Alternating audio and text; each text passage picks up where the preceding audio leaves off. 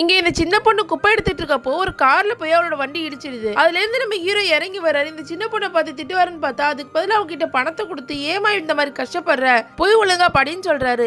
அதுக்கு அவளும் என்னோட அம்மாவுக்கு உடம்பு சரியில்லை, அதனாலதான் இந்த வேலை செய்யற, என்கிட்ட நீங்க சும்மா தர வேணாம், என்னோட அம்மா யாருக்கிட்டையும் ஃப்ரீயா வாங்கக்கூடாதுன்னு சொல்லியிருக்காங்கன்னு சொல்லிட்டு ஒரு பேப்பர்ல அவரோட அட்ரஸை எழுதி வாங்கிக்கிட்டு எப்படின்னு உங்களுக்கு இந்த காசை ரிட்டர்ன் பண்ணிடுறேன்னு சொல்லிட்டு அங்க இருந்து கிளம்புறா. ஆக்சுவலா அந்த குட்டி பொண்ணு வேற யாரும் இல்ல, நம்ம ஹீரோட பொண்ணாதான் இருப்பா. ரொம்ப வருஷத்துக்கு முன்னாடி ஹீரோ ஹீரோயினும் ஆக்சிடென்ட் ஆகிருக்கும். அதனால அவங்க 2 பேரும் பிரிஞ்சு போயிருப்பாங்க. இப்போ கொஞ்சம் நாளைக்கு முன்னாடி ஹீரோயினுக்கு ரொம்ப உடம்பு சரியில்லாம இருக்கும். அதனாலதான் இந்த சின்ன பொண்ணு அவளுக்காக கஷ்டப்பட்டு வேலை செஞ்சு பணம் சேர்த்துட்டு இருப்பா.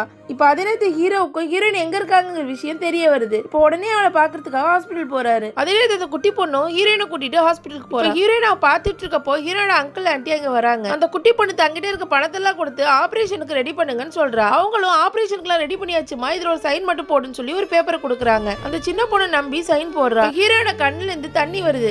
அம்மாவுக்கு தண்ணி தாங்க எடுக்குதுன்னு நினைச்சிட்டு தண்ணி எடுக்கலான்னு போறா. அங்கதான் அந்த அங்கிள் ஆண்டி பேசுறத கேக்குறா. ஆக்சுவலா அவங்க 2 பேரும் ஹீரோயின் உடம்புல இருக்க ஒரு பார்ட்டை விக்கிறதுக்காக தான் வந்திருப்பாங்க. கேட்ட அந்த குட்டி பொண்ணுக்கு ஷாக் ஆயிடுது. அதே நேரத்துல ஹீரோவும் ஹீரோயினை தேடிட்டு அந்த ஹாஸ்பிட்டலுக்கு வராரு. உங்களுக்கு இந்த வீடியோ பிடிச்சிருந்தா லைக் பண்ணுங்க. இதுக்கப்புறம் என்னாச்சுன்னு தெரிஞ்சுக்க மறக்காம நம்ம சேனலை சப்ஸ்கிரைப் பண்ணுங்க.